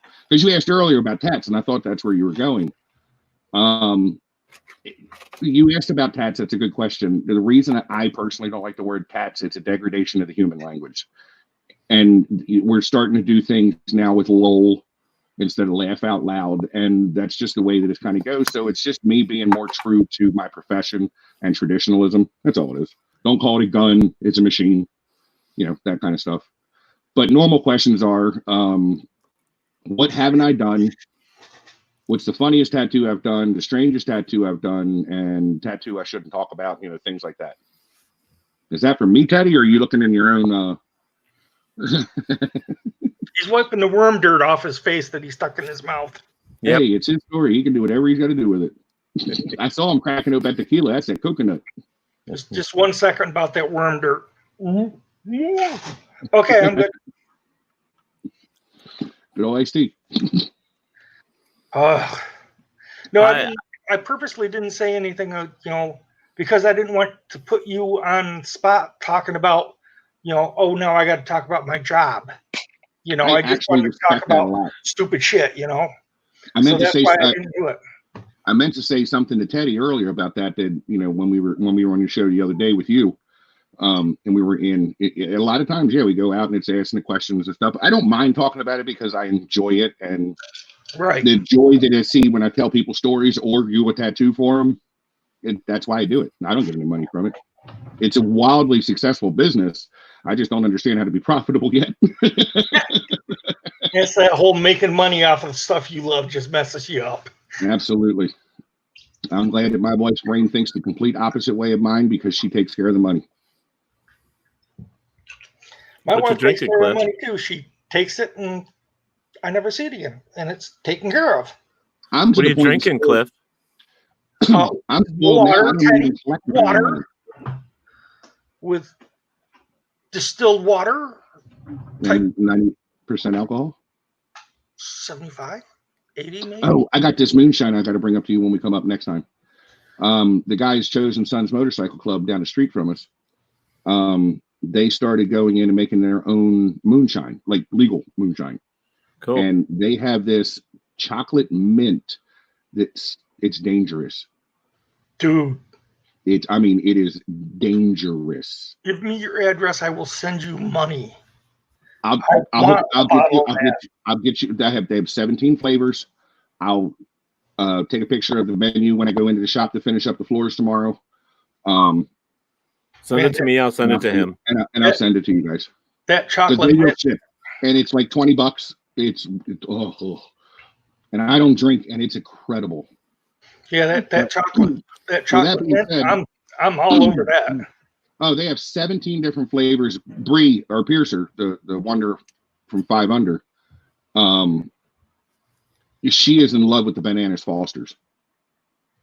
He said Fosters. Mm-hmm. He said banana. Guys, with that, I'm going to bid everybody adieu because I'm going to bed. Bye, Tony. Missing you already. Bye, buddy. Miss your face. Uncle Teddy, you guys need me again, just let me know ahead of time and I can come back out and help you guys. All right.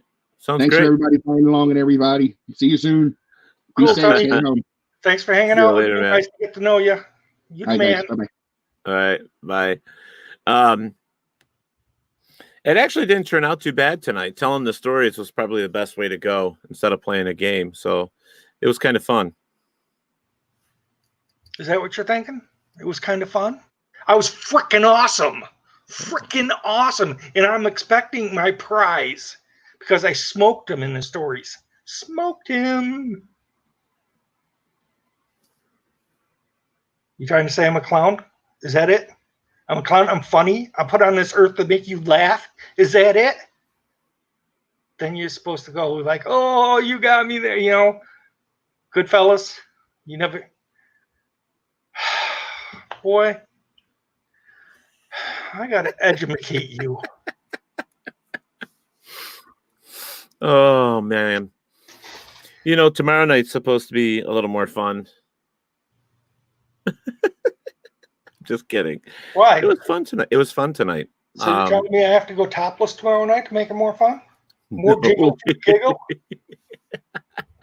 More shake for the bake? Oh, my God. I get all this moving in one direction. Someone's getting fucking hurt up here. Yeah, I You don't know, want to cripple anyone. It's funny because Steve Branton is saying, when are you going to do this again? Actually, you know, what's funny about that is this is my last week doing it every single night. Starting next week, we're Tuesday, Thursday, Saturday.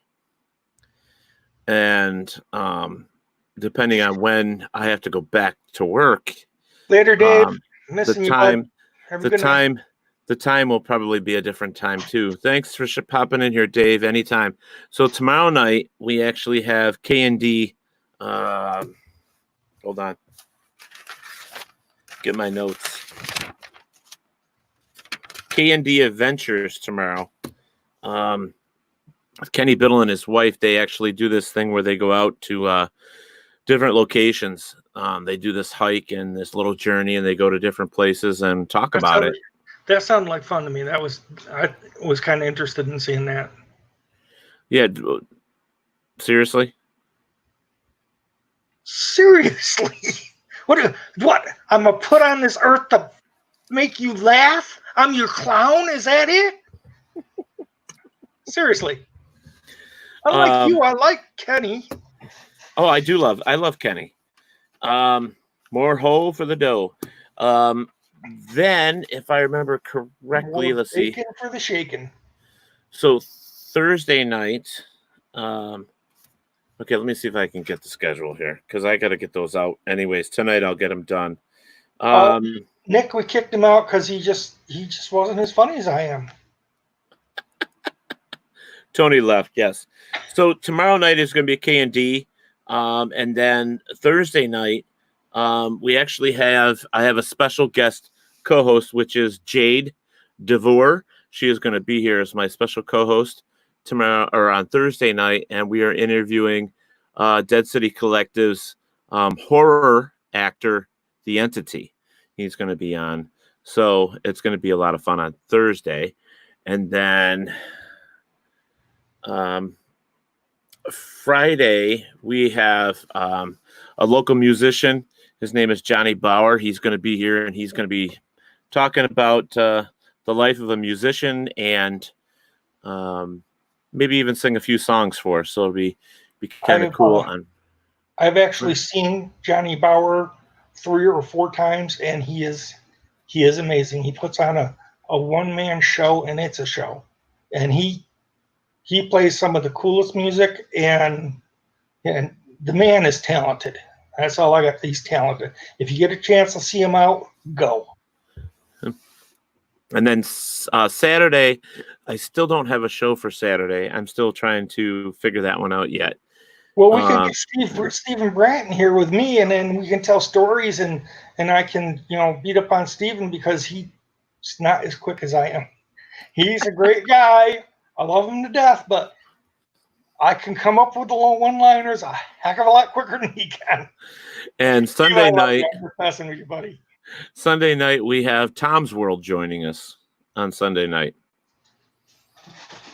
So is that like anything like Wayne's World? No. Never mind then. Wasted that one, didn't I? Thanks a lot, loser. But Saturday we'll figure out something. If not, then Saturday what we'll do is we'll just come in and I'll invite a whole bunch of friends and we'll just sit back and chaw some fat. Good. I mean, I'm always up for somebody chewing on me. It's the only way I'm going to lose this. You know, bite harder, baby, bite harder. I do have some good news though. We are going to have a new show here shortly on WLFE that Jade DeVille is going to have her own show. Love Jade. Jade is talented Amazing. And funny, and I love Jade. Loved her. You know, I did a show with her and Teddy, and it was just so much fun. Yeah, so she'll be here. It's always at 11 o'clock right now, Steve. The network's got me from 11 to 1 because we are rated M for mature, and usually too. I think that is because other shows don't want to go that late too, so they needed somebody to fill the slot. So that's what I'm doing. But probably what's going to happen is I'm going to be the fill. My show is going to be the filler. So wherever there isn't a show, mine will be filling. And probably what's going to happen is we'll probably go down to 2 nights a week, and we'll probably end up either earlier by an hour or later by an hour, depending on how these shows fall into place. So then we're going to do my show, Cliff Says Stupid Shit, and that's going to be a big one. Really? I didn't know about that one. Yeah, well, I'm there for you, Teddy. I'm taking the brunt off of your shoulders. That's what real friends do. Expect me to show up with that Jack Daniels soon. Yeah, because this one's empty. Damn, son of a bitch. I'm too late already. Yeah, there's 2 bottles here, though. Well, not full bottles. So, dude, I just got a truck. I am not going to drive over there and then wad it up coming home. Yeah, I saw you got a nice new truck. Yeah, I'm really excited about it. I went out there and jumped in it, and I was going to go and do some things today, and I turned the key and it went clunk. That was it. Clunk.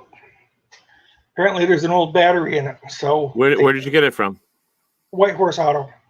Chris Bill from White Horse treated me like a king. Took care of everything. I didn't have to worry about a thing. It's an older truck. It's 2010, and the battery is an old battery. So they said, well, we can't get a battery in today.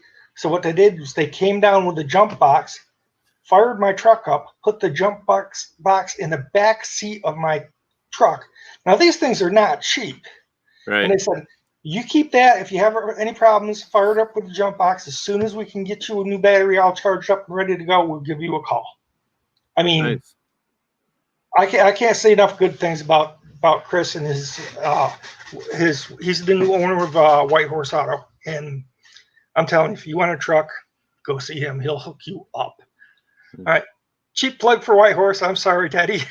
That's all right. I bought all my trucks from Chris, but that's when he was over to Pioneer. Right. So Pioneer Trucks. So there's a cheap plug there too. But you know, I've always bought my trucks from him. Mine is a 2010. Yeah. I mean, he's a good guy, and what I love about him is, you know, he's not gonna put himself in the poorhouse selling you a truck, but he's not going to put himself in a mansion. He'll give you a fair deal. Right. And then he backs it up. That's the big thing. You know, he stands behind what he sells. So I'll shut up about the car dealership now that I just gave 2 plugs to. All right, Teddy, you need me anymore, buddy? No, you can go too. All right, I'll see you guys. Thanks everybody for watching our silliness and everything. You guys rock. Robert, you're the best. Dave, thank you very much. Nick, yeah, you're right. I'm sweet. Okay. Chanel, yeah, baby. You know what I like. Steven, thank you for stopping in, bud. All right, guys, I'll see you later. All right, Cliffy. Thanks, buddy. Yep, bye. Bye-bye. So, pretty much we had kind of fun here, just telling some stories and hanging out. We tried this as a game, and it didn't work out as well as I wanted to, but Cliffy won, just so he said that he won, and he can be happy about it, which is cool. Old boy, says Chanel. So tomorrow night is going to be K&D Adventures, and I'll get that posted and put up here so that you guys can join us tomorrow night at 11 o'clock sharp, and it should be a good time. It's Mr. Kenny Biddle and his wife, and they're Kenny, he's usually pretty funny. And then Thursday night it's going to be Jay DeVore joining us, as well as Dead City Collective's Entity. He will be joining us as well. So we'll have an interesting visual for you as well tomorrow night.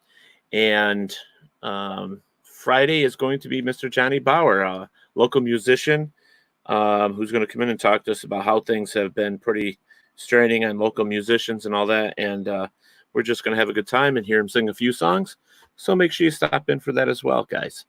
And other than that, do me a great big favor, please. Go and like, share, and subscribe. Go to my YouTube page. That one's that I'm really trying to get up to 100 subscribers. So please go over and subscribe to my YouTube page.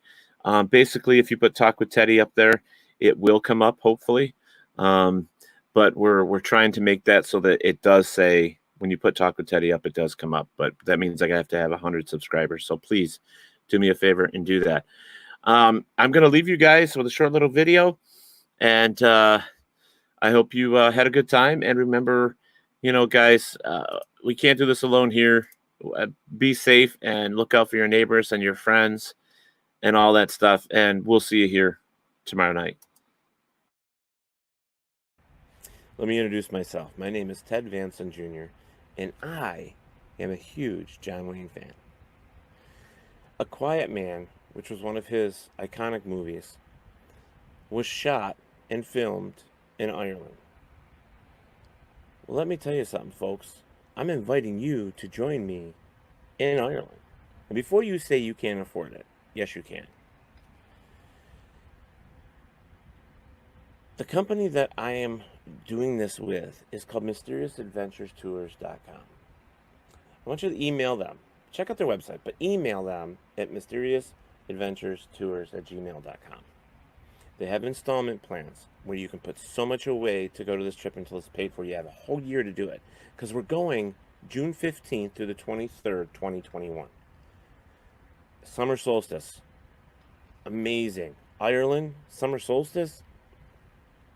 What's better than that? Wait. I told you what was better. It's a quiet man's journey. We're going to the locations where they filmed The Quiet Man. That's amazing, right? Folks, you can afford this trip. Again, contact MysteriousAdventureTours.com. All right? Shortly, a video is going to be coming up here after me, and I would like you to watch it, check out the information at the end, and do yourself a favor and contact them. Join me in 2021 for the summer solstice and for A Quiet Man's Journey. We'll see you there.